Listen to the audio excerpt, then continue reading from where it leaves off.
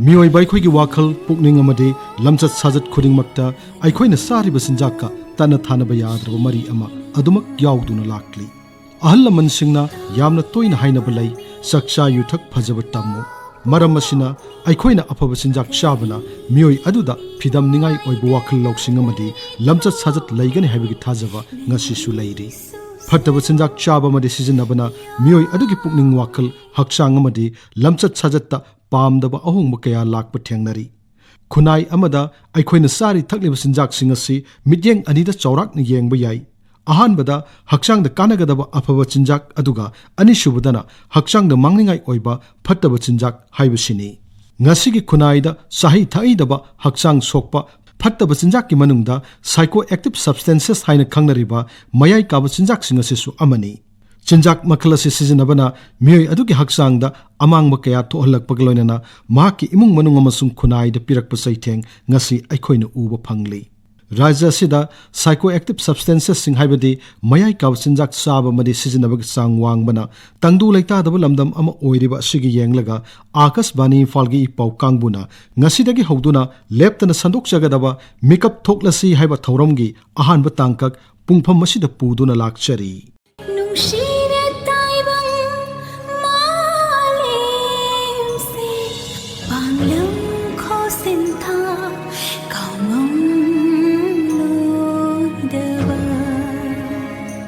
अखोइना psychoactive substances सिंग हाइबदी मयाई काब चिंजाक सिंग असिदा यू गंजा निशा ओइना सिजनब गुली नातोन मनम चिंखतुना सिजनब याब निशा मखल सिंग याउना तोंगान तोंगान पोलम सिंगबु खंगनरी भारत ता हुजिक असिगुम मखल गी मयाई काब चिंजाक मखल निपाल लोम सिजनरी हाइना अखंग अहि सिंगना फोंगदोकनरी मणिपुर की ओइना हाइरिब निशागी पोलम सिंग असि सिजनबगी चांग वांगलिबा सिदा लमदम असि म्यांमार लेबाक कनकनना लैरिबा सिसु यंगसिनब तंगाई फद्री मणिपुर अमसुंग म्यांमार की मरक्ता लैरिबा किलोमीटर 434 लोम सांगबा इहो होबंगम खै परिंग असिना मयाई काब चिंजाक पुसिलकपदा इराई लाहिनबग लोइनना मसिग मरि लेनब वाथोक कया लाक्नबगी अचौब मरम अमा ओइरी मणिपुर असी भारत की मनुंगदा मयाई काब चिंजाक सैथेंग ख्वाइदिग चाउना फंगबा राज्यसिंगी मनुंगदा अमा ओइरी मणिपुरदा इंग कुमजा लिसिंग अमा समापन मरिफुगी अद्वाइदगी यू अमदि अतै मयाई काब चिंजाकसिंग चाब अमदि सिजनबगी चांग खंगहेन हेनगलक्की हौखिब सही कुल्लोम असिदना इनखलक्लिबि नुपि मसासिंग याउना युम कै पालब नुपि कया मौनहा कया मयाई काब चिंजाक सिजनबगी चांग यामना हेनगलक्ली भारत के अतै राज्यसिंग यांगनबदा मणिपुर असि मयाई काब चिंजाक सिजनबगी चांग यामना वांगली इंग कुमजा लिसिंगनी तरामापनदा भारत सरकार फोंखिब रिपोर्ट अमदा मणिपुरदा यू सिजनबगी चांग चादा 19.3 गंजाना चादा 3.8 मरी अमसुंग निशा ओइना सिजनब गुलीना चादा 13.2 हाइरी ममांग थक्तगी नाटकी ओइना चनब थौरम सिंगदा यूना सिंगब यावरम अदुगी मथक्ता ngasiदी तोंगान तोंगान ब लाइनिंग अमदी चनबीग मरी लेनब थौरम सिंगदा नुपा नुपी सिंगी यू थकपम मफम तोंगान खाजिंदुना थमनबगी चनबी अमसु लैरक्ली हौखिब सही 10 रोम असिदा सुमनगी सही 12 रोम तमक ngairiba angang हौरगा सही नौरिबा angang कयासु मयाई काब चिंजाक सिजनबगी चांग हेनगलक्ली मसिना लमदम असिदा मयाई काब निशा सिजनबबु चनबी ओइना उहल्लक्तुना हौरक्लिबा angang सिंगदा अरानब पारा अमा तंबीबदा चाउना mateंग पांगली हिरम असिगी मतंगदा regional institute of medical sciences RIMS की डिपार्टमेंट ऑफ साइकियाट्री की head professor R K Lenin Akashvani Imphal की पाउ कांगबुदा असुमन फोंगदोरक्ली अखोई खुनाई से मांगनोमदा संगसिननबगी दमकता लैरिबा इचा इसुसिंग लोइनमक से अखोई मसामौ फबा मियोइसिंग ओइबा मथौ ताइ इंखलकलिबा नहारोल सिंग गी मरक्ता पुंगनिंगदा हंथरकपा वखलदा नेमथरकपा अमदि करिबु तौरगा बनोदा हाइबगी मवोंगदा तुंगी खंदना हौजिक हौजिक की ngahaki nungai ba amadi tinari ba imanaba singdugi ngahak penmin nanaba harau minanabagi damakta ꯑꯩꯈꯣꯏꯅ ꯑꯆꯝꯕꯗꯒꯤꯅ ꯑꯀꯟꯕ ꯅꯤꯁꯥ ꯐꯥꯎꯕ ꯁꯤꯖꯤꯟꯅꯕꯁꯦ ꯑꯩꯈꯣꯏ ꯀꯔꯤꯃꯠꯇ ꯆꯤꯡꯅꯗꯕꯒꯤ ꯃꯑꯣꯡꯗ ꯁꯤꯖꯤꯟꯅꯕ ꯍꯧꯔꯛꯄ ꯎꯕꯗ ꯑꯗꯨꯛꯀꯤ ꯃꯇꯤꯛ ꯌꯥꯝꯅ ꯃꯤꯄꯥꯏꯖꯩ ꯈꯨꯗꯝ ꯑꯣꯏꯅ ꯏꯟꯈꯠꯂꯛꯂꯤꯕ ꯅꯨꯄꯤꯃꯆꯥꯁꯤꯡꯅ ꯃꯧ ꯅꯍꯥꯁꯤꯡꯅ ꯑꯃꯗꯤ ꯃꯤꯌꯥꯏ ꯆꯜꯂꯕꯁꯤꯡꯅ ꯍꯤꯗꯥꯛ ꯃꯅꯥꯒꯤ ꯄꯣꯠꯊꯣꯛꯁꯤ ꯀꯔꯤꯁꯨ ꯑꯣꯏꯅ ꯈꯜꯂꯛꯇꯕ ꯇꯂꯕ ꯖꯔꯗꯥ ꯏꯚꯟ ꯃꯅꯝ ꯈꯔ ꯀꯟꯕ ꯈꯩꯅꯤ ꯐꯥꯎꯕ ꯁꯤꯖꯤꯟꯅꯕ ꯎꯔꯛꯄ ꯂꯣꯏꯅꯅ ꯑꯩꯈꯣꯏꯒꯤ ꯊꯧꯗꯣꯛ ꯋꯥꯊꯣꯛ ꯊꯣꯛꯄ ꯃꯇꯝꯗ ꯅꯨꯄꯥꯁꯤꯡꯅ ꯀꯔꯤꯒꯨꯝꯕꯗ ꯑꯩꯈꯣꯏꯒꯤ ꯌꯨꯒꯤ ꯅꯤꯁꯥ ꯑꯇꯣꯞꯄ ꯍꯤꯗꯥꯛ ꯅꯤꯁꯥꯁꯤꯡ ꯑꯀꯟꯕ ꯅꯤꯁꯥꯁꯤꯡ ꯁꯤꯖꯤꯟꯅꯕꯁꯤ ꯆꯞ ꯃꯥꯟꯅꯕ ꯔꯥꯏꯠ ꯂꯩ ꯍꯥꯏꯕꯒꯤ ꯃꯑꯣꯡꯗ ꯃꯈꯣꯏꯁꯨ ꯁꯤꯖꯤꯟꯅꯕ ꯍꯧꯔꯛꯄ ꯗꯤꯃꯥꯟ ꯇꯧꯔꯛꯄ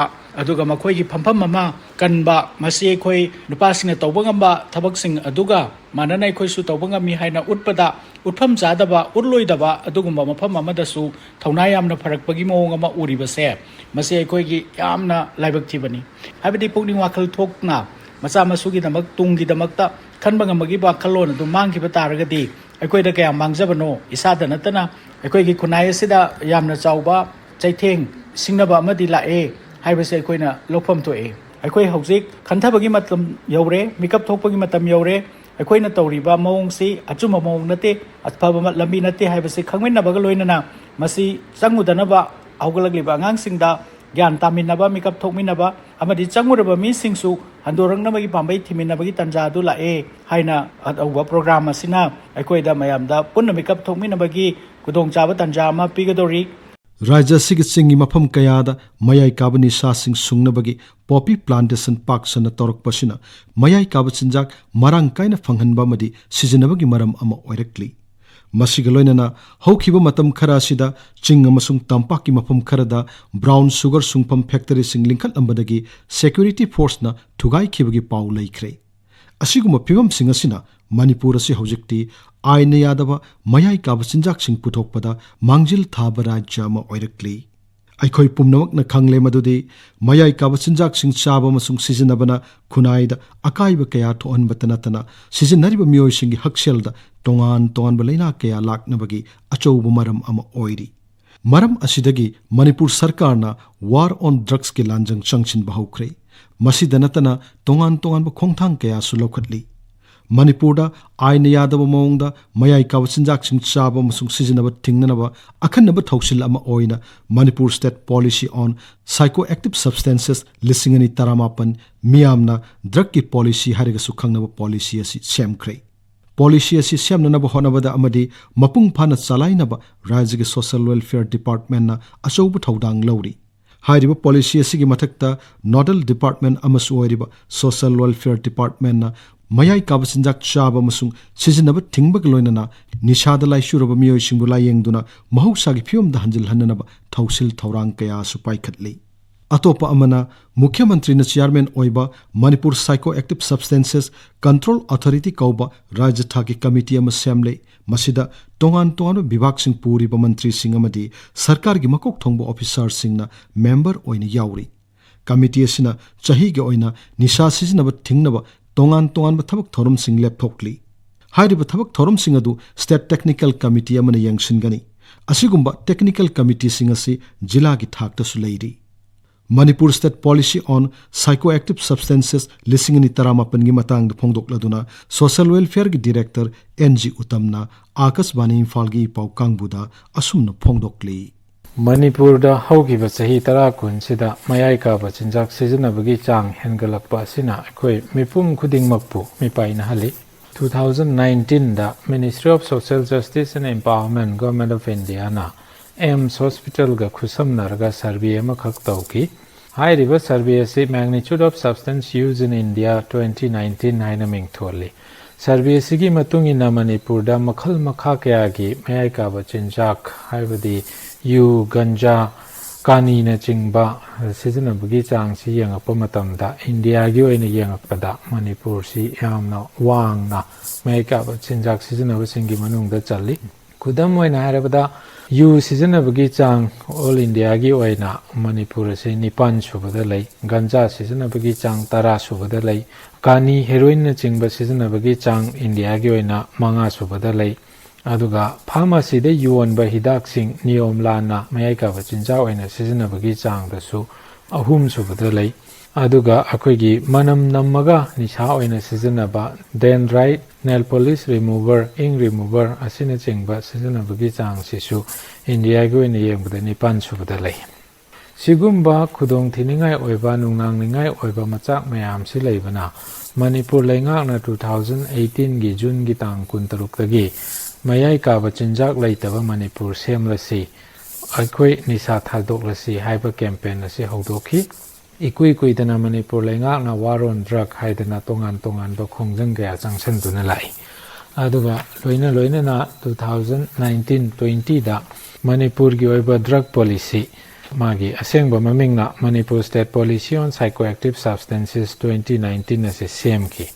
hairiba Manipur gi oiba drug policy asi hauzik phawbada yengbada India gi leiriba policy sing yengbada yamna mapung phaba policy amani hairiba policy sida akoina makhal makha kaya gi lalong yauri drug mayok na ge mayai ka ba chinjak si lantheng na ge hairagadi akoina lalong si chawrak na ahum thongna khaidui drug demand reduction haibama harm reduction haibama supply reduction haibama Manipur State Policy on Psychoactive Substances 2019 jida lalong ahumakasi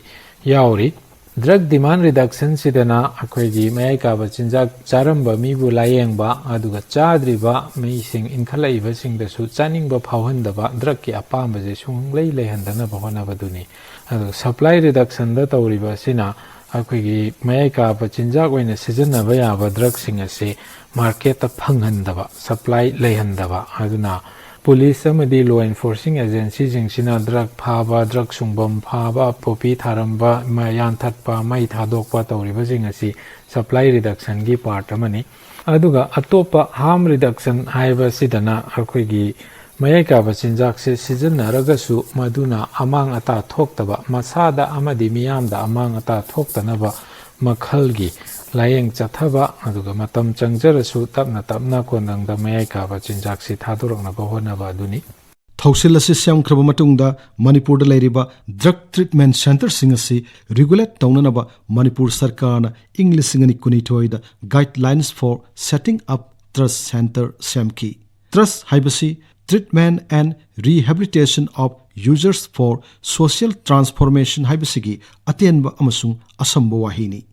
guideline asigi makhada social welfare department na ayaba pirba center singna ingadaba sana kanglon gi matangda minimum standard of service tongana phonglaga thamli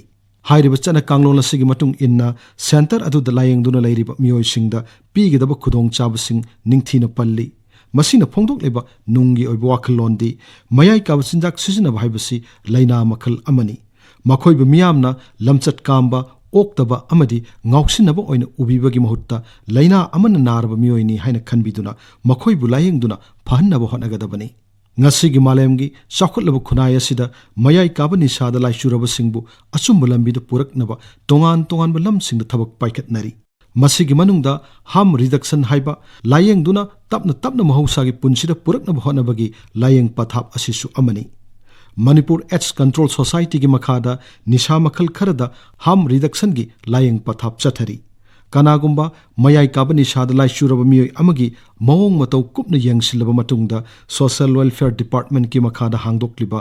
irka natraga trust center singda layeng mana phagadra natraga Manipur AIDS Control Society gi makhada harm reduction gi pathap ta layeng mana phagadra haibadu munna khana hobusu tangai fadi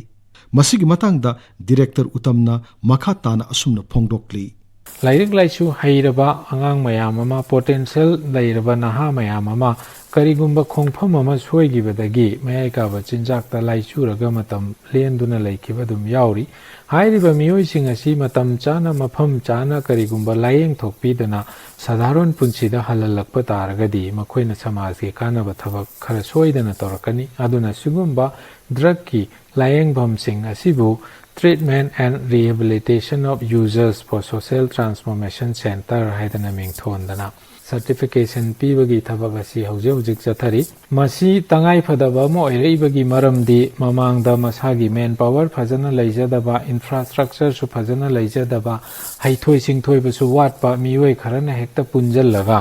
center ama hange haidana hekta hangba ꯃꯗꯨꯗ ꯂꯥꯛꯏꯕ ꯂꯥꯌꯦꯡꯒꯗꯕ ꯀ꯭ꯂꯥꯏꯟꯁꯤꯡ ꯑꯗꯨꯒ ꯂꯩꯔꯤꯕ ꯃꯥꯒꯤ ꯁ꯭ꯇꯥꯐꯁꯤꯡꯒꯤ ꯃꯁꯤꯡꯗꯨꯒ ꯆꯥꯅꯔꯛꯇꯕꯗꯒꯤ ꯁ꯭ꯇꯥꯐꯁꯤꯡ ꯑꯗꯨꯅ ꯐꯖꯅ ꯃꯄꯨꯡ ꯐꯥꯅ ꯂꯥꯌꯦꯡꯕ ꯉꯝꯃꯛꯇꯕ ꯀ꯭ꯂꯥꯏꯟꯁꯤꯡ ꯑꯗꯨꯕꯨ ꯐꯖꯅ ꯂꯣꯏꯅꯕ ꯉꯝꯃꯛꯇꯕ ꯃꯇꯝꯗ ꯃꯈꯣꯏꯒꯤ ꯍ꯭ꯌꯨꯃꯦꯟ ꯔꯥꯏꯠꯁꯄꯨ ꯈꯣꯡꯒꯥꯎꯅꯔꯒ ꯐꯥꯗꯅ ꯄꯨꯟꯗꯅ ꯐꯨꯗꯅ ꯆꯩꯗꯅ ꯊꯣꯡ ꯂꯣꯟꯖꯟꯗꯅ ꯊꯝꯕ ꯁꯤꯒꯨꯝꯕꯗꯒꯤ ꯑꯩꯈꯣꯏꯒꯤ ꯊꯣꯛꯍꯟꯅꯤꯡꯗꯕ ꯊꯧꯗꯣꯛ ꯀꯌꯥ ꯑꯃ ꯊꯣꯛꯈꯤꯕꯒꯤ ꯋꯥꯔꯤ ꯑꯩꯈꯣꯏꯅ ꯇꯥꯈ꯭ꯔꯦ ꯑꯗꯨꯅ ꯃꯁꯤꯒꯨꯝꯕ ꯊꯣꯛꯍꯟꯅꯤꯡꯗꯕ ꯊꯧꯗꯣꯛ ꯊꯣꯛꯄ ꯍ꯭ꯌꯨꯃꯦꯟ ꯔꯥꯏꯠ ꯚꯥꯏꯑꯣꯂꯦꯁꯟ ꯊꯣꯛꯄ ꯑꯗꯨꯒ ꯗ꯭ꯔꯒ ꯁꯤꯖꯤꯟꯅꯔꯝꯕ ꯃꯤꯁꯤꯡ ꯑꯁꯤꯕꯨ ꯅꯝꯐꯨꯗ ꯐꯥꯗꯅ ꯃꯔꯨ ꯀꯣꯛꯊꯣꯛꯇꯅ ꯏꯀꯥꯏꯕ ꯄꯤꯕ ꯑꯗꯨꯒ ꯁꯦꯟꯇꯔꯗ ꯃꯁꯥꯒꯤ ꯑꯌꯥꯕ ꯌꯥꯎꯗꯅ ꯍꯦꯛꯇ ꯊꯝꯖꯤꯟꯕ ꯃꯁꯤꯗꯒꯤ ꯀ꯭ꯔꯥꯏꯝ ꯃꯌꯥꯝ ꯑꯃ ꯊꯣꯛꯂꯛꯄ ꯍꯥꯏꯔꯤꯕꯁꯤꯡ ꯑꯁꯤ ꯊꯣꯛꯇꯅꯕ ꯍꯥꯏꯗꯅ ꯃꯅꯤꯄꯨꯔ ꯁ꯭ꯇꯦꯠ ꯂꯩꯉꯥꯛ ꯑꯁꯤꯅ ꯑꯩꯈꯣꯏꯒꯤ ꯆꯠꯅ ꯀꯥꯡꯂꯣꯟ ꯑꯁꯤ ꯁꯦꯝꯃꯒ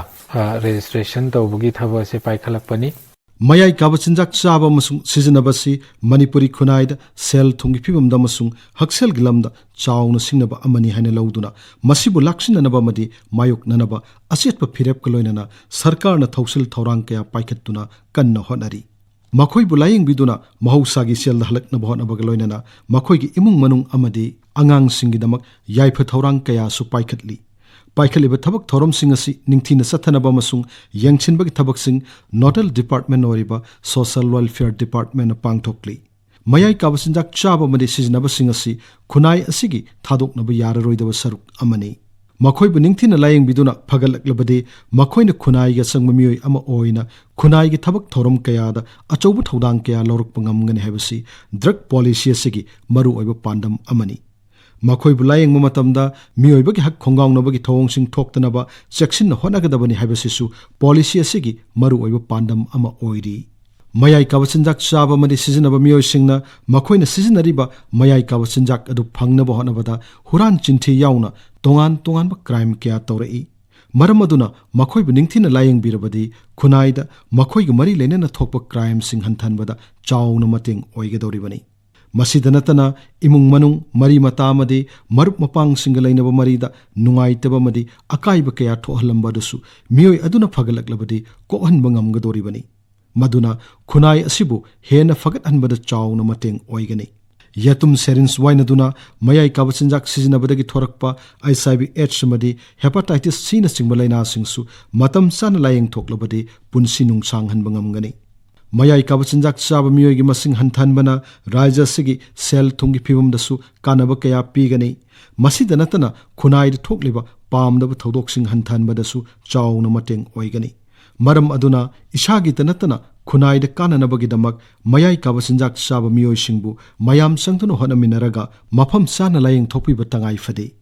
ꯔꯥꯖ꯭ꯌꯒꯤ ꯁꯣꯁꯤꯌꯦꯜ ꯋꯦꯜꯐꯤꯌꯔ ꯗꯤꯄꯥꯔꯠꯃꯦꯟꯅꯁꯨ ꯑꯅꯧꯕ ꯃꯉꯥꯜ ꯀꯧꯕ ꯇ꯭ꯔꯁꯠ ꯁꯦꯟꯇꯔ ꯑꯃ ꯆꯂꯥꯏꯗꯨꯅ ꯀꯅꯥ ꯂꯩꯖꯗ꯭ꯔꯕ ꯂꯥꯏꯔꯕ ꯑꯃꯗꯤ ꯂꯝꯕꯤ ꯁꯣꯔꯣꯛꯇ ꯀꯣꯏꯆꯠ ꯆꯠꯇꯨꯅ ꯂꯩꯔꯤꯕ ꯃꯌꯥꯏ ꯀꯥꯕ ꯆꯤꯟꯖꯥꯛ ꯆꯥꯕ ꯑꯃꯗꯤ ꯁꯤꯖꯤꯟꯅꯔꯤꯕ ꯃꯤꯑꯣꯏꯁꯤꯡꯕꯨ ꯂꯥꯌꯦꯡꯕꯒꯤ ꯊꯕꯛ ꯆꯠꯊꯔꯤ ꯍꯧꯖꯤꯛꯃꯛꯀꯤ ꯑꯣꯏꯅ ꯏꯝꯐꯥꯜꯒꯤ ꯈꯨꯃꯟ ꯂꯝꯄꯥꯛꯇ ꯂꯩꯕ ꯕꯥꯜ ꯚꯕꯟ ꯀꯝꯄ꯭ꯂꯦꯛꯁꯇ ꯍꯥꯡꯗꯣꯛꯂꯤꯕ ꯑꯅꯧꯕ ꯃꯉꯥꯜ ꯀꯧꯕ ꯔꯤꯍꯦꯕꯤꯂꯤꯇꯦꯁꯟ ꯁꯦꯟꯇꯔ ꯑꯁꯤꯗ ꯁꯦꯜ ꯑꯃꯠꯇ ꯂꯧꯗꯅ ꯂꯦꯝꯅ ꯂꯥꯌꯦꯡꯂꯤ ꯁꯦꯟꯇꯔ ꯑꯁꯤꯕꯨ ꯌꯦꯡꯁꯤꯜꯂꯤꯕ ꯄ꯭ꯔꯣꯖꯦꯛ ꯀꯣꯑꯣꯔꯗꯤꯅꯦꯇꯔ ꯀꯝ ꯚꯣꯀꯦꯁꯅꯦꯜ ꯀꯥꯎꯟꯁꯤꯂꯔ ꯍꯤꯖꯝ ꯀꯤꯁꯣꯔ ꯁꯥꯔꯅ ꯑꯥꯀꯥꯁꯕꯥꯅꯤ ꯏꯝꯐꯥꯜꯒꯤ ꯄꯥꯎ ꯀꯥꯡꯕꯨꯗ ꯁꯦꯟꯇꯔ ꯑꯁꯤꯒꯤ ꯃꯇꯥꯡꯗ ꯑꯁꯨꯝꯅ ꯐꯣꯡꯗꯣꯛꯂꯤ ꯑꯅꯧꯕ ꯃꯉꯥꯜ ꯑꯁꯤ ꯍꯧꯈꯤꯕ 26 ꯖꯨꯟ 2022ꯗ ꯑꯣꯅꯔꯦꯕꯜ CM N ꯕꯤꯔꯦꯟꯅ International Day Against Drug Abuse and Illicit Trafficking ꯍꯥꯏꯔꯤꯕ ꯅꯨꯃꯤꯠ ꯑꯁꯤꯗ ꯁꯪꯒꯥꯈꯤꯕꯅꯤ ꯍꯥꯏꯔꯤꯕ ꯐꯦꯁꯤꯂꯤꯇꯤ ꯑꯁꯤꯗ ꯗꯣꯛꯇꯔ ꯀꯥꯎꯟꯁꯤꯂꯔ ꯅꯔꯁ ꯀꯨꯛ ꯋꯥꯔꯗ ꯕꯣꯏ ꯄꯤꯌꯔ ꯏꯗꯨꯀꯦꯇꯔ ꯑꯃꯁꯨꯡ ꯑꯇꯩ ꯁ꯭ꯇꯥꯐꯁꯤꯡꯅ ꯃꯇꯤꯛ ꯆꯥꯅ ꯂꯩꯗꯨꯅ ꯀ꯭ꯋꯥꯂꯤꯇꯤ ꯁꯔꯚꯤꯁ ꯄꯤꯕ ꯉꯝꯖꯔꯤ ꯍꯥꯏꯔꯤꯕ ꯇ꯭ꯔꯤꯠꯃꯦꯟ ꯀꯣꯔꯁ ꯑꯁꯤ ꯊꯥ 2ꯒꯤ ꯀꯣꯔꯁꯅꯤ ꯀꯣꯔꯁ ꯃꯅꯨꯡꯁꯤꯗ ꯌꯣꯒꯥ ꯑꯥꯔꯠ ꯑꯣꯐ ꯂꯤꯚꯤꯡ ꯅꯆꯤꯡꯕ ꯁ꯭ꯄꯤꯔꯤꯆꯨꯋꯦꯜ ꯄ꯭ꯔꯣꯒ꯭ꯔꯥꯝ ꯑꯣꯏꯕ ꯃꯌꯥꯝ ꯑꯃꯁꯨ ꯑꯩꯈꯣꯏ ꯌꯥꯎꯖꯔꯤ ꯆꯌꯣꯜ ꯑꯃꯒꯤ ꯃꯅꯨꯡꯗ ꯑꯃꯨꯔꯛ ꯐꯦꯃꯤꯂꯤ ꯏꯗꯨꯀꯦꯁꯟ ꯄ꯭ꯔꯣꯒ꯭ꯔꯥꯝ ꯄꯥꯡꯊꯣꯛꯆꯩ 45 ꯗꯦꯖ ꯁꯨꯔꯛꯂꯕ ꯀ꯭ꯂꯥꯏꯟꯠ ꯑꯃꯅ ꯃꯥꯒꯤ ꯇ꯭ꯔꯤꯠꯃꯦꯟꯒꯤ ꯃꯅꯨꯡꯗ ꯑꯩꯈꯣꯏ ꯑꯦꯛꯁꯄꯣꯖꯔ ꯑꯣꯏꯅ ꯃꯄꯥꯟꯗ ꯄꯨꯊꯣꯛꯆꯩ 12 ꯁ꯭ꯇꯦꯞ ꯃꯤꯇꯤꯡ ꯌꯥꯎꯕ ꯑꯣꯏꯅ ꯇ꯭ꯔꯤꯠꯃꯦꯟ ꯁꯦꯟꯇꯔ ꯑꯁꯤꯗ 50 ꯕꯦꯗꯦꯠ ꯂꯩꯖꯩ ꯆꯍꯤ 19 ꯑꯃꯁꯨꯡ 19ꯒꯤ ꯃꯊꯛꯇ ꯂꯩꯕ ꯁꯥꯏꯀꯣꯑꯦꯛꯇꯤꯚ ꯁꯕꯁꯇꯦꯟꯁ ꯗ꯭ꯔꯒ ꯑꯃꯁꯨꯡ ꯌꯨꯗ ꯂꯥꯏꯆꯨꯔꯕ ꯅꯨꯄꯥꯁꯤꯡꯒꯤ ꯑꯣꯏꯕ ꯇ꯭ꯔꯤꯠꯃꯦꯟ ꯐꯦꯁꯤꯂꯤꯇꯤꯅꯤ ꯐꯦꯁꯤꯂꯤꯇꯤ ꯑꯁꯤꯗ ꯍꯧꯕꯗꯒꯤ ꯂꯣꯏꯕ ꯐꯥꯎꯕ ꯁ꯭ꯇꯦꯠ ꯒꯣꯚꯔꯟꯃꯦꯟꯠꯅ ꯁ꯭ꯄꯣꯟꯁꯔ ꯇꯧꯔꯒ ꯗ꯭ꯔꯒ ꯌꯨꯖꯔ ꯏꯆꯤꯟ ꯏꯅꯥꯎꯁꯤꯡꯕꯨ ꯐ꯭ꯔꯤ ꯑꯣꯐ ꯀꯣꯁ ꯁꯦꯜ ꯇꯤꯡꯗꯅ ꯂꯥꯌꯦꯡ ꯆꯠꯊꯖꯔꯤ ꯃꯌꯥꯏ ꯀꯥꯕ ꯆꯤꯟꯖꯥꯛ ꯆꯥꯕ ꯑꯃꯗꯤ ꯁꯤꯖꯤꯟꯅꯕꯁꯤꯡ ꯂꯥꯌꯦꯡꯕꯒꯤ ꯊꯕꯛ ꯇꯧꯔꯤꯕ integrated rehabilitation centres for addicts irkasingi manungda ama oiriba Imphal gi thamoiban yumnam laikai Integrated Women and Children Development Center na chalaiba Sign haiba irka center asida phamung kunthra thamduna mayai kaba chinjak chaba masung sizinaba mioi kunthra hojik laying chathari Kendra gi Social Justice and Empowerment ki santhang makhada chalaiba Rehabilitation Center ase Rajya Social Welfare Department na kupna yangsilli ing kumja lising matsamapan marputra humdoidagi thabak haurakkiba center asida hojik phawbada mayai kaba chinjak chaba madi sizinaba mioi lising tarani thoirom layengkhre masigi matangda center asibu chalairiba Integrated Women and Children Development Center gi secretary Any Mangsa Tabamna Akasbani Imphal gi pau kangbuda asumna phongdorakli ayambadi akogi psychoactive substance mayamama akogi number 4 heroin gumba sina dum yamami marak ama amok spasmofloxacin gumba season arubagi adagi WI season abagi mayamama experience mayamam chu laikre adubu majority di adum heroin na dum oi aduga alcoholic ki masing shichu hanaga yengnaruragadi akogi adum hengalakta natte matam amadadi han khatangna akogi alcoholic oirakpa treatment lakpagi phibam leirambadu madugi train du ju khara mu honga naha ju adum alcohol addiction chu basi ju adum naha ju adum yam khalakpa masing ji ani makta adum hengale hai tare alcoholic ki masing ju adum hengalakpa heroin ki ju adum hengalakpa adum hengalaga adum chade treatment matam dadi heroin ga alcoholic ka je alcohol le hena treatment je why heroin ki di within 3 to 5 days ta adum wagi withdrawal kari gara mayam je pharaga adum tholak pangame initiation to drugs si barabar yam nauringida chaba haurakpasi masing yam yame haiba tare aduna akoigi preventive aspect se government na su akoigi community na su punapna hona minaraga angang singsi charak tringida chahandana ba hona hobusi masi yam achoba akoigi responsibility combine apun responsibility ama oikadabani haibasi ha haijaningi mayai kaba chinjak chaba madi sizinaba singda imung manungna mari matana madi miyamna lan ubiba tathi tawaina tawiba madi makhoi bu tongana inthokna bu honaba sing hanthana naba Social Welfare Department na matam gi oina tongan media singi kuthangda miyamu bhap tahanna ba thabak kaya paikhatli masigi mathakta jila singi kuthangda mari lenaba official singi makhada madi NGO singi matenga loinana miyamu bhap tahanna ba thorang kaya su paikhatli mayai kaba chinjak chaba madi sizinaba miyoi singi miyoi ba ama oibagi hak khongaungna danaba darkar leba thabak kaya su paikhatli Bharat Sangvidhan gi makhada laibak asigi nagarik ama oibagi phangpham thokpa hak sing ngakna basu sarkarna leptana honari mayai kaba chinjak chaba madi sizinaba singbu layengduna mahausa gi punsida halakna honabada Social Welfare Department na certificate piduna chalairiba Treatment and Rehabilitation of Users for Social Transformation Trust ki center singa sina achobu thodang kaya lauri hairiba trust center singi manungda user manipurna Imphal iski isi khada chalairiba punsi rehabilitation center asisu amani English ani tara ni thoidagi thabak haurkiba center asida hojik mayai kabani sa chaba madi sizinaba mioi kunthra mari layengli masigi matangda user manipur gi president maibam jogesna akasbani Imphal gi pau kangbuda asumna phongdorakli 2020 ꯑꯗꯥꯏꯐꯥꯎꯁꯤ ꯑꯌꯥꯝꯕ ꯑꯩꯈꯣꯏꯒꯤ ꯁꯕꯁꯇꯦꯟꯁꯁꯤ ꯅꯤꯁꯥ ꯃꯈꯜꯁꯤ ꯑꯅꯤ ꯑꯍꯨꯝꯒꯤ ꯂꯥꯛꯑꯝꯃꯦ ꯑꯍꯥꯟꯕ number 4 ꯁꯤꯃ ꯑꯗꯨꯝ ꯂꯥꯛꯑꯦ ꯍꯦꯔꯣꯏꯟ ꯁꯤꯖꯤꯟꯅꯕꯁꯦ ꯑꯗꯨꯒ ꯑꯅꯤꯁꯨꯕꯗ ꯂꯥꯛꯑꯝꯕꯁꯦ ꯑꯩꯈꯣꯏ ꯒꯨꯂꯤ ꯑꯗꯒꯤ ꯀꯞ ꯁꯤꯔꯞꯅꯆꯤꯡꯕ ꯁꯤꯖꯤꯟꯅꯕꯒꯤ ꯗꯦꯟ ꯑꯗꯨꯒ ꯌꯨꯁꯤꯃ ꯑꯗꯨꯝ ꯃꯥꯁꯤ ꯁꯨꯂꯦꯞ ꯂꯦꯞꯇ꯭ꯔꯦ ꯑꯜꯀꯣꯍꯣꯜꯒꯤ ꯄ꯭ꯔꯣꯕ꯭ꯂꯦꯝ ꯂꯩꯗꯅ ꯇ꯭ꯔꯤꯠꯃꯦꯟ ꯂꯥꯛꯄꯁꯦ ꯑꯗꯨꯃꯛ ꯍꯧꯖꯤꯛꯐꯥꯎ ꯂꯦꯞꯇꯦ ꯑꯗꯨꯒ ꯍꯥꯏꯔꯤꯕ ꯁꯕꯁꯇꯦꯟꯁ ꯑꯇꯣꯞꯄ ꯑꯩꯈꯣꯏ ꯒꯨꯂꯤ ꯑꯃꯁꯨꯡ ꯒꯨꯂꯤꯅꯆꯤꯡꯕ ꯑꯗꯒꯤ ꯄꯦꯟ ꯀꯤꯂꯔꯁꯅꯆꯤꯡꯕ ꯁꯤꯖꯤꯟꯅꯕꯒꯤ ꯄꯣꯠꯁꯤꯗꯤ ꯍꯧꯖꯤꯛꯁꯤ ꯃꯁꯤ ꯀꯌꯥ ꯂꯥꯛꯈꯤꯗ꯭ꯔꯦ ꯍꯦꯔꯣꯏꯟ ꯑꯃꯁꯨꯡ ꯑꯩꯈꯣꯏꯒꯤ ꯑꯜꯀꯣꯍꯣꯜ ꯄ꯭ꯔꯣꯕ꯭ꯂꯦꯝ ꯂꯩꯕꯁꯤ ꯈꯛꯇꯪ ꯂꯥꯛꯑꯦ ꯒꯟꯖꯥ ꯁꯤꯖꯤꯟꯅꯕꯁꯤ ꯂꯥꯛꯇꯤ ꯂꯥꯛꯑꯦ ꯑꯗꯨꯒ ꯆꯍꯤ ꯑꯃꯗ ꯃꯤ 2ꯒꯨꯝꯕ 3ꯒꯨꯝꯕ ꯑꯗꯒꯤ ꯑꯗꯨꯃꯥꯏꯅ ꯀꯌꯥ ꯂꯥꯛꯇꯦ ꯑꯗꯨꯅ ꯇ꯭ꯔꯤꯠꯃꯦꯟꯁꯤ ꯇꯧꯍꯧꯕ ꯇ꯭ꯔꯤꯠꯃꯦꯟꯒꯤ ꯑꯦꯋꯦꯔꯅꯦꯁ ꯂꯩꯍꯧꯕ ꯃꯌꯥꯀꯕ ꯆꯤꯟꯖꯥꯛꯇ ꯂꯥꯏꯆꯨꯕꯒꯤ ꯍꯩꯅꯕꯤ ꯂꯩꯕꯒꯤ ꯁꯤꯗ ꯀꯃꯥꯏꯅ ꯃꯁꯤ ꯇ꯭ꯔꯤꯠ ꯇꯧꯒꯗꯒꯦ ꯍꯥꯏꯕꯁꯤ ꯑꯩꯈꯣꯏꯅ ꯌꯥꯝꯅ ꯉꯟꯅ ꯈꯪꯍꯧꯕ ꯑꯦꯋꯦꯌꯔ ꯑꯣꯏꯍꯧꯕ ꯃꯁꯤ ꯑꯩꯈꯣꯏ ꯇꯉꯥꯏ ꯐꯗꯦ ꯈꯤꯇꯪ ꯆꯦꯂꯦꯟꯖꯤꯡ ꯑꯣꯏꯕ ꯍꯥꯏꯇꯥꯔꯒꯗꯤ ꯗ꯭ꯔꯒꯇꯒꯤꯗꯤ ꯌꯨꯅ ꯈꯤꯇꯪ ꯑꯣꯏ ꯀꯩꯒꯤꯅꯣ ꯍꯥꯏꯕ ꯀꯥꯟꯗ ꯗ꯭ꯔꯒ ꯌꯨꯁ ꯍꯥꯏꯔꯀꯥꯟꯗꯗꯤ ꯃꯁꯥꯁꯤꯁꯨ ꯑꯩꯗꯤ ꯗ꯭ꯔꯒ ꯆꯥꯕ ꯇꯣꯛꯑꯒꯦ ꯇꯣꯛꯄꯅ ꯍꯦꯟꯅ ꯐꯩ ꯗ꯭ꯔꯒ ꯆꯥꯕꯁꯦ ꯐꯠꯇꯦ ꯍꯥꯏꯁꯦ ꯃꯥꯅ ꯑꯦꯛꯁꯦꯞ ꯇꯧꯕ ꯁꯦꯝ ꯃꯥꯒꯤ ꯐꯦꯃꯤꯂꯤꯅꯁꯨ ꯑꯦꯛꯁꯦꯞ ꯇꯧꯕ ꯑꯗꯨꯃꯥꯏꯅ ꯇꯧꯕꯅꯤꯅ ꯁꯥꯏꯀꯣꯂꯣꯖꯤꯀꯦꯜꯂꯤ ꯔꯦꯗꯤꯅꯦꯁ ꯑꯃ ꯂꯩꯕ ꯋꯦꯔꯦꯁ ꯌꯨꯒꯤꯗꯗꯤ ꯔꯦꯗꯤꯅꯦꯁꯁꯤ ꯀꯌꯥ ꯂꯩꯇꯕ ꯐꯦꯃꯤꯂꯤꯅꯁꯨ ꯅꯣꯡ ꯐꯥꯗꯣꯛ ꯊꯛꯄ ꯌꯥꯏꯅ ꯑꯗꯨꯝ ꯈꯟꯕ ꯉꯁꯥꯏꯒꯤ ꯌꯨ ꯁꯤꯖꯤꯟꯅꯔꯤꯕ ꯃꯁꯥꯁꯤꯁꯨ ꯑꯩ ꯑꯗꯨꯝ ꯀꯩꯁꯨ ꯀꯥꯏꯗꯦꯅ ꯅꯣꯡ ꯐꯥꯗꯣꯛ ꯊꯛꯄ ꯍꯥꯏꯅ ꯑꯗꯨꯃꯥꯏꯅ ꯈꯟꯕ ꯑꯗꯣ ꯁꯤꯒꯤ ꯔꯦꯗꯤꯅꯦꯁ ꯄꯨꯔꯥ ꯊꯥꯗꯣꯛꯑꯒꯦ ꯍꯥꯏꯕꯒꯤ ꯔꯦꯗꯤꯅꯦꯁꯁꯦ ꯂꯩꯇꯕꯅꯤꯅ ꯁꯤꯒꯤ ꯋꯥꯈꯜꯂꯣꯟꯁꯦ ꯄꯤꯁꯛ ꯄꯤꯛꯏꯉꯩꯗꯒꯤ ꯃꯥꯅ ꯍꯦꯛ ꯒ꯭ꯌꯥꯟ ꯇꯥꯔꯛꯄꯗꯒꯤ ꯁꯨꯝ ꯈꯜꯂꯒ ꯂꯥꯛꯈꯤꯕ ꯄꯣꯠ ꯑꯃ ꯑꯣꯏꯕꯅꯤ나 ꯃꯁꯤ ꯊꯨꯒꯥꯏꯅꯕ ꯍꯣꯠꯅꯔꯛꯄꯗ ꯑꯩꯁꯤ ꯌꯨ ꯊꯛꯄ ꯌꯥꯗ꯭ꯔꯕ ꯃꯤ ꯑꯃꯅꯤ ꯑꯩꯁꯤ ꯌꯨ ꯊꯛꯑꯒꯗꯤ ꯑꯩꯉꯣꯟꯗ ꯄ꯭ꯔꯣꯕ꯭ꯂꯦꯝ ꯂꯩ ꯍꯥꯏꯕꯁꯦ ꯃꯁꯤ ꯊꯨꯒꯥꯏꯅꯕ ꯍꯣꯠꯅꯔꯛꯄꯗ ꯑꯗꯨꯝ ꯌꯥꯝꯅ ꯋꯥꯕ ꯑꯃ ꯑꯣꯏ ꯆꯦꯂꯦꯟꯖꯤꯡ ꯑꯣꯏꯕ ꯑꯃ ꯑꯣꯏ ꯑꯗꯨꯅ ꯁꯛꯁꯦꯁ ꯔꯦꯠꯁꯨ ꯑꯩꯅ ꯁꯨꯝ ꯌꯦꯡꯖꯕꯗ ꯌꯨꯗꯒꯤꯗꯤ ꯗ꯭ꯔꯒ ꯆꯥꯕꯁꯤꯡꯁꯤꯅ ꯍꯦꯜꯂꯦ ꯐꯔꯒ ꯂꯩꯕꯒꯤ ꯆꯥꯡꯁꯦ ꯃꯌꯥꯏ ꯀꯥꯕ ꯆꯤꯟꯖꯥꯛ ꯑꯁꯤ ꯃꯥꯂꯦꯝꯗ ꯂꯩꯔꯤꯕ ꯑꯔꯤꯕ ꯐꯨꯔꯨꯞ ꯀꯌꯥꯒꯤꯗꯤ ꯌꯦꯜꯍꯧꯉꯩꯗꯒꯤ ꯊꯥꯗꯣꯛꯅꯕ ꯌꯥꯗꯅ ꯅꯥꯠ ꯑꯃꯁꯨꯡ ꯆꯠꯅꯕꯤꯒꯤ ꯁꯔꯨꯛ ꯑꯃ ꯑꯣꯏꯗꯨꯅ ꯂꯥꯛꯂꯤ ꯑꯗꯨꯕꯨ ꯑꯁꯤꯒꯨꯝꯕ ꯆꯤꯟꯖꯥꯛ ꯑꯁꯤꯕꯨ ꯆꯥꯡ ꯍꯦꯟꯅ ꯁꯤꯖꯤꯟꯅꯕ ꯑꯃꯗꯤ ꯑꯁꯤꯒꯨꯝꯕ ꯆꯤꯟꯖꯥꯛꯁꯤꯡꯗ ꯂꯥꯏꯆꯨꯕ ꯃꯤꯑꯣꯏ ꯀꯌꯥꯒꯤ ꯃꯁꯤꯡ ꯍꯦꯟꯒꯠꯂꯛꯄꯗꯒꯤ ꯃꯤꯑꯣꯏꯕ ꯈꯨꯟꯅꯥꯏꯗ ꯑꯆꯧꯕ ꯆꯩꯊꯦꯡ ꯀꯌꯥ ꯄꯤꯔꯛꯂꯤ ꯃꯌꯥꯏ ꯀꯥꯕ ꯆꯤꯟꯖꯥꯛ ꯆꯥꯕ ꯑꯃꯁꯨꯡ ꯁꯤꯖꯤꯟꯅꯕꯗꯒꯤ ꯃꯤꯌꯥꯏ ꯐꯥꯎꯕ ꯆꯟꯗ꯭ꯔꯤꯕ ꯅꯍꯥ ꯑꯣꯏꯔꯤꯕ ꯃꯤꯑꯣꯏ ꯀꯌꯥ ꯈꯥꯡꯉꯨ ꯊꯛꯇ ꯄꯨꯟꯁꯤ ꯃꯥꯡꯈꯤꯗꯨꯅ ꯑꯄꯤꯛꯄ ꯃꯆꯥꯁꯤꯡ ꯍꯨꯟꯗꯣꯛꯂꯝꯕꯗꯒꯤ ꯈꯨꯟꯅꯥꯏꯒꯤ ꯑꯆꯧꯕ ꯁꯃꯁ꯭ꯌꯥ ꯑꯃ ꯑꯣꯏꯔꯛꯂꯤ ꯃꯄꯨꯔꯣꯏꯕ ꯀꯥꯏꯅꯈ꯭ꯔꯕꯤ ꯅꯧꯅ ꯂꯨꯈ꯭ꯔꯥ ꯑꯣꯏꯍꯧꯔꯕꯤ ꯅꯨꯄꯤ ꯀꯌꯥꯅ ꯍꯤꯡꯅꯕꯒꯤ ꯂꯥꯟꯐꯝꯗ ꯑꯋꯥꯕ ꯀꯌꯥ ꯃꯥꯌꯣꯛꯅꯔꯤ ꯃꯁꯤꯒꯤ ꯃꯊꯛꯇ ꯃꯆꯥꯁꯤꯡꯕꯨ ꯃꯍꯩ ꯃꯁꯤꯡ ꯇꯝꯍꯟꯅꯅꯕ ꯍꯣꯠꯅꯕꯗꯁꯨ ꯑꯆꯧꯕ ꯑꯋꯥꯕ ꯀꯌꯥ ꯊꯦꯡꯅꯔꯤ ꯇꯣꯉꯥꯟ ꯇꯣꯉꯥꯟꯕ ꯃꯑꯣꯡꯗ ꯁꯦꯝꯗꯣꯛ ꯁꯥꯗꯣꯛꯇꯨꯅ ꯄꯨꯊꯣꯔꯛꯂꯤꯕ ꯃꯌꯥꯏ ꯀꯥꯕ ꯆꯤꯟꯖꯥꯛ ꯀꯌꯥ ꯆꯥꯔꯨꯕꯗꯒꯤ ꯌꯨꯝꯕꯥꯟ ꯄꯨꯟꯁꯤꯗ ꯂꯥꯛꯂꯕ ꯃꯇꯨꯡꯗ ꯑꯉꯥꯡ ꯑꯣꯏꯕ ꯉꯝꯗꯕꯒꯤ ꯁꯃꯁ꯭ꯌꯥ ꯀꯌꯥꯁꯨ ꯊꯣꯔꯛꯂꯤ ꯃꯌꯥꯏ ꯀꯥꯕ ꯆꯤꯟꯖꯥꯛ ꯁꯤꯖꯤꯟꯅꯕ ꯍꯦꯟꯒꯠꯂꯛꯄꯅ ꯈꯨꯟꯅꯥꯏꯗ ꯃꯈꯜ ꯃꯈꯥ ꯀꯌꯥꯒꯤ ꯀ꯭ꯔꯥꯏꯝꯁꯤꯡ ꯊꯣꯛꯍꯜꯂꯛꯂꯤ ꯆꯝꯖꯔꯕ ꯑꯉꯥꯡꯗꯒꯤ ꯁꯅꯥ ꯊꯠꯅꯕ ꯍꯣꯠꯅꯕꯗ ꯑꯉꯥꯡ ꯑꯗꯨꯕꯨ ꯍꯥꯠꯇꯣꯛꯄꯤꯕꯒꯤ ꯊꯧꯗꯣꯛ ꯐꯥꯎꯕ ꯊꯣꯛꯈ꯭ꯔꯦ ꯆꯍꯤ ꯅꯧꯔꯤꯕ ꯑꯉꯥꯡꯗꯒꯤ ꯍꯧꯔꯒ ꯏꯟꯈꯠꯂꯛꯂꯤꯕ ꯅꯨꯄꯥ ꯑꯃꯁꯨꯡ ꯅꯨꯄꯤ ꯀꯌꯥꯅ ꯃꯌꯥꯏ ꯀꯥꯕ ꯆꯤꯟꯖꯥꯛꯀꯤ ꯏꯄꯥꯛꯇ ꯇꯥꯎꯗꯨꯅ ꯂꯩꯈꯤꯕꯗꯒꯤ ꯈꯨꯟꯅꯥꯏ ꯑꯁꯤꯒꯤ ꯇꯨꯡꯒꯤ ꯂꯥꯏꯕꯛ ꯀꯔꯤ ꯑꯣꯏꯔꯛꯀꯗꯒꯦ ꯍꯥꯏꯕꯁꯤꯁꯨ ꯑꯔꯨꯕ ꯋꯥꯍꯪ ꯑꯃ ꯑꯣꯏꯔꯛꯂꯤ ꯃꯔꯝ ꯑꯗꯨꯅ ꯏꯁꯥꯒꯤ ꯍꯛꯆꯥꯡ ꯏꯖꯠ ꯑꯃꯗꯤ ꯂꯟ ꯊꯨꯝ ꯃꯥꯡꯍꯟꯕꯇ ꯅꯠꯇꯅ ꯏꯃꯨꯡ ꯃꯅꯨꯡ ꯑꯃꯗꯤ ꯈꯨꯟꯅꯥꯏꯗ ꯑꯀꯥꯏꯕ ꯀꯌꯥ ꯊꯣꯛꯍꯜꯂꯤꯕ ꯃꯌꯥꯏ ꯀꯥꯕ ꯆꯤꯟꯖꯥꯛ ꯆꯥꯕ ꯑꯃꯗꯤ ꯁꯤꯖꯤꯟꯅꯕ ꯈꯨꯗꯛꯇ ꯇꯣꯛꯅꯅꯕ ꯑꯩꯈꯣꯏ ꯄꯨꯟꯅ ꯐꯤꯔꯦꯞ ꯂꯧꯃꯤꯟꯅꯕ ꯃꯇꯝ ꯑꯣꯏꯔꯦ ꯁꯔꯀꯥꯔ ꯑꯃꯁꯨꯡ ꯂꯅꯥꯏ ꯂꯨꯞ ꯀꯌꯥꯅ ꯃꯌꯥꯏ ꯀꯥꯕ ꯆꯤꯟꯖꯥꯛ ꯆꯥꯕ ꯑꯃꯁꯨꯡ ꯁꯤꯖꯤꯟꯅꯕ ꯊꯤꯡꯅꯅꯕ ꯂꯧꯈꯠꯂꯛꯂꯤꯕ ꯊꯕꯛ ꯊꯧꯔꯝꯁꯤꯡꯗ ꯃꯤꯌꯥꯝꯅꯁꯨ ꯃꯇꯦꯡ ꯄꯥꯡꯁꯤꯟꯗꯨꯅ ꯇꯤꯟꯖꯪ ꯀꯥꯏꯖꯪꯗꯕ ꯆꯥꯎꯈꯠꯄ ꯃꯇꯤꯡ ꯂꯩꯕ ꯈꯨꯟꯅꯥꯏ ꯑꯃ ꯂꯤꯡꯕ ꯉꯝꯅꯅꯕ ꯑꯩꯈꯣꯏ ꯄꯨꯟꯅ ꯊꯧꯗꯥꯡ ꯂꯧꯃꯤꯟꯅꯔꯁꯤ